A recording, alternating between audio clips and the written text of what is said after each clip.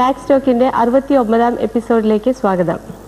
ആദ്യമായി ഇന്ത്യയുടെ ഇന്നത്തെ സാമ്പത്തിക സ്ഥിതിയെക്കുറിച്ച് നമ്മോട് വിശദീകരിക്കുന്നു Shri PD Mathew FCA, finance director, Cochin shipyard.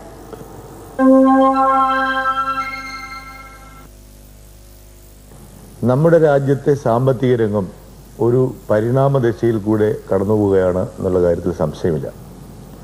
ഇങ്ങനെ ഈ ലെവലിൽ കണ്ടിന്യൂ ചെയ്യുകയാണെങ്കിൽ ലോകത്തിലെ തന്നെ ഏറ്റവും മികച്ച ഒരു സാമ്പത്തിക ശക്തിയായി ഭാരതം മാറും എന്ന് പ്രവചിക്കപ്പെടും.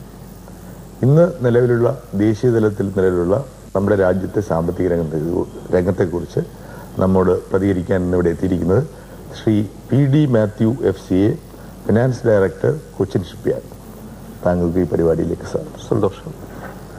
സർ, ഇതിൻ്റെ അകത്ത് മെയിൻലി ഇപ്പം നമ്മളുടെ പത്ര റിപ്പോർട്ടുകളൊക്കെ കണ്ടു കഴിഞ്ഞാൽ നമ്മൾ വളരെയധികം സാമ്പത്തികമായിട്ട് നമ്മുടെ ദേശീയ തലത്തിലുള്ള സാമ്പത്തിക രംഗം വളരെയധികം സാമ്പത്തികമായിട്ട് പുരോഗമിച്ചുകൊണ്ടിരിക്കുന്നു എന്ന വാർത്തകളുണ്ട്. അങ്ങയുടെ അതിനെപ്പറ്റിയുള്ള റിയാക്ഷൻ എന്താണ്? തീർച്ചയായിട്ടും ഞാൻ ജോസഫ് അരീസ് പറയുന്നതിനോട് യോജിക്കുകയാണ്. ഒരു വളർച്ചയുടെ പാതയിലേക്കാണ് സാമ്പത്തിക സംഗതികൾ നീങ്ങുന്നത്. അത് നമ്മൾ തിരിച്ചു നോക്കിയാൽ നമ്മുടെ സ്റ്റാറ്റിസ്റ്റിക്സ് തന്നെ അതിന് ഒരു ഉദാഹരണമാണ്. നമ്മുടെ GDP നമ്മൾ ആദ്യം അസസ് ചെയ്തതിനേക്കാളൊക്കെ വളരെ കൂടുതലാണ് ലേറ്റസ്റ്റ് ആയിട്ട് വന്നിരിക്കുന്ന നമ്മുടെ assessment. For example, central statistical organisation ആദ്യം നമുക്ക് ഒരു 8.2% GDP ഗ്രോത്ത് ഉണ്ടാകുമെന്നാണ് അസസ് ചെയ്തത്. കഴിഞ്ഞ കൊല്ലം ഇത് 4 പോയിന്റ് സംതിങ്, അത് ഒരു 4.5 ഉണ്ടായിരുന്നു. അതിനകസ്റ്റാണ് 8 പോയിന്റ് വന്നിരിക്കുന്നത്. എന്നാൽ വളരെ അടുത്ത് central four monitoring Indian economy, ഒരു ഇൻഡിപെൻഡന്റ് റിസർച്ച് യൂണിറ്റ് ആണ്, അവർ നടത്തിയ പഠനത്തിൽ അത് ശരിക്കും 9+ ആണ്. 9++ ആണ്. ദാറ്റ് മീൻസ് കഴിഞ്ഞ വർഷത്തെ നമ്മൾ അപേക്ഷിച്ച് നോക്കുമ്പം നമ്മുടെ GDP, അതായത് ഗ്രോസ് ഡൊമസ്റ്റിക് പ്രൊഡക്ഷൻ, അതെന്താണെന്നൊരു ഗ്രോസ് ഡൊമസ്റ്റിക് പ്രൊഡക്ഷൻ എന്ന് പറഞ്ഞാൽ നമ്മുടെ രാജ്യത്ത് ഉണ്ടാകുന്ന അഗ്രികൾച്ചറൽ പ്രൊഡക്ഷന്, ഇൻഡസ്ട്രിയൽ പ്രൊഡക്ഷന്, അതെല്ലാം കൂടെ കൂട്ടിയിട്ട് നമുക്ക് ടോട്ടലായിട്ട് കിട്ടുന്ന ഒരു വാല്യൂ ആണ് ഈ ഇൻഡസ്ട്രിയൽ ഡൊമസ്റ്റിക് പ്രോഡക്റ്റ്. അതാണ് ഒരു indicator of a growth of economic ഗ്രോത്തിന്റെ ഒരു ഇൻഡിക്കേറ്റർ. അതെല്ലാ രാജ്യത്തും അത് എടുക്കുന്നുണ്ട്. അതാണ് യഥാർത്ഥമായിട്ട് ഒരു രാജ്യത്തിന്റെ സാമ്പത്തിക വളർച്ചയുടെ ഒരു ബേസ്, ഒരു യാർഡ് സ്റ്റിക്ക്. അപ്പോൾ ഒരു വർഷം ഒരു ഡ്രോട്ടോ എന്തെങ്കിലും ഉണ്ടായി കഴിഞ്ഞാൽ അഗ്രികൾച്ചർ പ്രൊഡക്ഷൻ കുറഞ്ഞു കഴിഞ്ഞാൽ ഈ GDP ബാധിക്കും അല്ലേ? തീർച്ചയായിട്ടും ബാധിക്കും. അതുകൊണ്ട് തന്നെയാണ് നമ്മുടെ എക്കണോമിയെ പറയുന്നത് Indian economy is A depending upon the monsoon. Monsoon എന്ന് പറഞ്ഞു പോയാൽ നമ്മുടെ GDPയും നമ്മുടെ എക്കണോമിയും ഗ്രോസ് പ്രോഡക്റ്റ് ഒക്കെ തീർച്ചയായിട്ടും കുറയും. അത് നമ്മുടെ എക്കണോമിയുടെ ഒരു പ്രത്യേകതയാണ്. അപ്പൊ അത് വെച്ച് നോക്കുമ്പോൾ കഴിഞ്ഞ കൊല്ലത്തെ 4% ഏകദേശം ഒരു ക്വാണ്ടം ജമ്പ്, ഒരു 8%ലേക്ക് ഒരു ക്വാണ്ടം ജമ്പ് ഉണ്ടായത് വളരെ ശുഭകരമായിട്ടുള്ള ഒരു. തീർച്ചയായിട്ടും അത് നമുക്ക് വളരെ ശുഭകരമായിട്ടുള്ള ഒന്നാണ്. അടുത്ത കൊല്ലത്തേക്ക് അതൊരു 7.5% ഇൻക്രീസ് ഉണ്ടാകണമെന്നുള്ളതാണ് കണക്കുകൂട്ടൽ. അങ്ങനെ പോവുകയാണെങ്കിൽ തീർച്ചയായിട്ടും നമ്മുടെ ഈ എക്കണോമി ഒരു നല്ല വളർച്ചയുടെ പാതയിലേക്കാണെന്നുള്ളതിന് എനിക്ക് സംശയമില്ല. പിന്നെ ഇൻഡസ്ട്രിയൽ ഗ്രോത്തിനെ പറ്റി പ്രത്യേകമായിട്ട് പറയുന്നത് സാർ, ഷിപ്പ്യാർഡിന്റെ മാത്രമല്ല നമ്മുടെ സ്റ്റീൽ ഇൻഡസ്ട്രി, സിമെന്റ് ഇൻഡസ്ട്രി, അതിൽ കപ്പാസിറ്റി ഇൻക്രീസ് ഉണ്ടായി, അങ്ങനെയുള്ള കാര്യങ്ങൾ. ഇതാണ് GDP ഇത്ര ഇൻക്രീസ് ചെയ്തെങ്കിലും എൻ്റെ ഒരു പരിമിതിക്കകത്ത് എനിക്ക് തോന്നുന്നത് ഒരു ഗ്രീൻഫീൽഡ് ഇൻവെസ്റ്റ്മെന്റ്, ഒരു പുതിയ ഇൻവെസ്റ്റ്മെന്റ് നമുക്ക് വന്നായിട്ട് കാണാൻ സാധിക്കുന്നില്ല. അത് 2-3 കൊല്ലമായിട്ട് നമുക്കതൊരു വളരെ കുറഞ്ഞ രീതിയിലാണ് ഇരിക്കുന്നത്.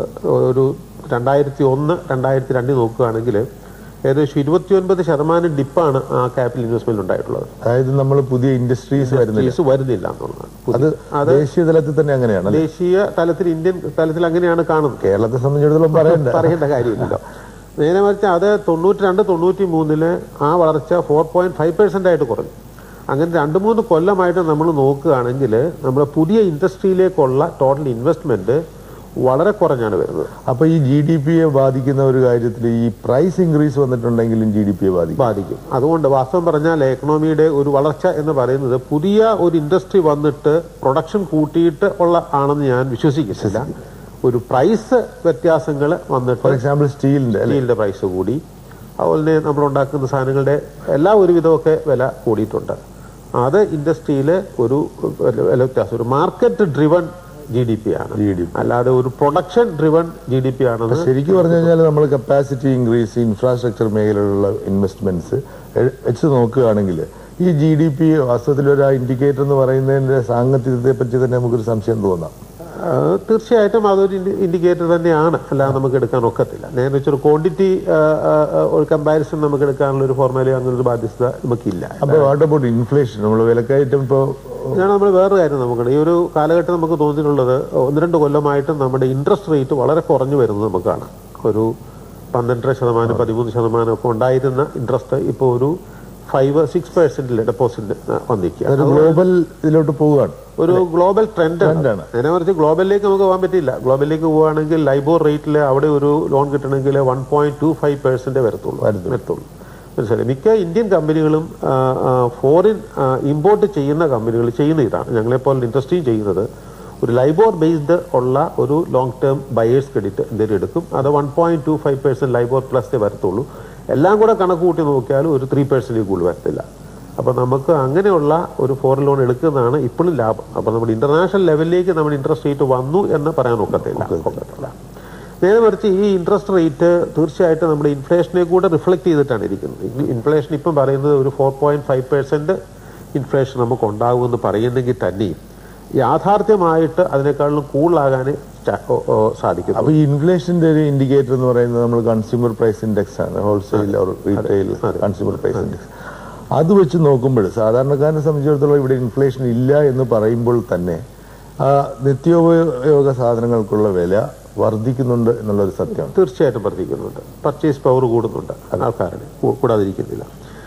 പിന്നെ വേറൊരു നമ്മളെ ഇന്ത്യയുടെ ആ ത്വരിതഗതിയിലുള്ള സാമ്പത്തിക വളർച്ചയിൽ നമുക്ക് വേറൊന്ന് കാണാൻ പറ്റുന്നത് നമ്മുടെ റൂറൽ ഏരിയയിലുള്ള ആൾക്കാർക്ക്, അതായത് ഭൂരിപക്ഷമുള്ള ആൾക്കാർക്ക് എന്ത് ഗുണം ഇതുകൊണ്ട് കിട്ടി. അതായത് ഇൻഡിവിജ്വൽ ഇൻകം ഒക്കെ എടുത്ത് നോക്കുകയാണെങ്കിൽ അത് പെർ ക്യാപിറ്റ ഇൻകം ഒക്കെ ആയിട്ട് വളരെ വ്യത്യസ്തമുള്ളതാണ്. അപ്പൊ നമ്മുടെ എല്ലാവരുടെയും കൂടെ പെർ ക്യാപിറ്റ എടുത്ത് നോക്കിയിട്ട് എന്റെ ഇൻകം വേറെ സ്റ്റാറ്റിസ്റ്റിക്സ് കൊണ്ട് മാത്രം ഇവിടുത്തെ റിയൽ ഒരു എക്കണോമിക്കൽ ഗ്രോത്ത് ഉണ്ടായി. എല്ലാവരുടെയും കൂടെ ടോട്ടൽ വെൽബീയിങ് എപ്പോൾ വരുന്നു അതാണ് ടോട്ടൽ. അപ്പൊ ഞാൻ നമ്മുടെ രാജ്യത്ത് ആകമാനം ഉണ്ടായിരിക്കുന്ന സാമ്പത്തിക വളർച്ച, സാർ പറഞ്ഞ പോലെ സാമ്പത്തിക വളർച്ച ഈ സാധാരണക്കാരായ വില്ലേജസ് അല്ലെങ്കിൽ റൂറൽ പീപ്പിളിലേക്ക് ഇറങ്ങി ചെല്ലുന്നില്ല എന്നുള്ള ഒരു സത്യാവസ്ഥ. തീർച്ചയായിട്ടും ചെല്ലുന്നില്ലെന്നുള്ളതാണ് തോന്നുന്നത്. ഒരു അർബൻ ഒരു ടൗൺ ഏരിയയിൽ മാത്രം, അർബൻ ഏരിയയിൽ മാത്രം ഒതുങ്ങി നിൽക്കുന്ന ഒരു വളർച്ചയായിട്ട് നമുക്ക് തോന്നിപ്പോകുന്നുണ്ട്. അപ്പൊ നമ്മളിപ്പോ വളരെയധികം ടാക്സ് റിഫോംസ്, ഇനി ടാക്സിന്റെ കാര്യത്തിൽ കൂടെ നമുക്ക് കൺസിഡർ ചെയ്യാം. വളരെയധികം ടാക്സ് റിഫോംസ് നമ്മളിവിടെ വർഷങ്ങളായിട്ട് ഇങ്ങനെ ഉണ്ടായിക്കൊണ്ടിരിക്കുകയാണ്. ടാക്സ് കംപ്ലയൻസ് കൂടിയെന്ന് പറയുന്നു. അതിൽ എത്രമാത്രം ശരിയെന്നൊരു കാര്യം ശരിയാണ്. ടാക്സ് കൊടുക്കുന്ന ആൾക്കാരുടെ എണ്ണം കൂടി. അതുകൊണ്ട് ആ റൂളും റെഗുലേഷൻസും ഒക്കെ ഉള്ള കാരണം ഒരു കാറുള്ളവനും ഇപ്പം ഇൻകം ടാക്സ് അസസിയാണ്. നേരെ മറിച്ച് ഒരു വീടുള്ളവനും ഇൻകം ടാക്സ് അസസിയാണ്. ശരിക്കുള്ള ഇൻകം ടാക്സ് അതായത് പിരിക്കാൻ പറ്റുന്നുണ്ടോ എന്നുള്ളത് സംശയമാണ്. അതുകൊണ്ട് ടാക്സ് കൊടുക്കാൻ ന്യായമായിട്ടില്ലാത്ത ആൾക്കാരെ പോലും ടാക്സ് റിട്ടേൺ കൊടുക്കാൻ ബാധ്യസ്ഥരാക്കിയിട്ടുണ്ട്. അങ്ങനെ ടാക്സിന്റെ റിട്ടേൺ ഒക്കെ ഫയൽ ചെയ്യുന്ന ആൾക്കാരുടെ എണ്ണം കൂടിയിട്ടുണ്ട്.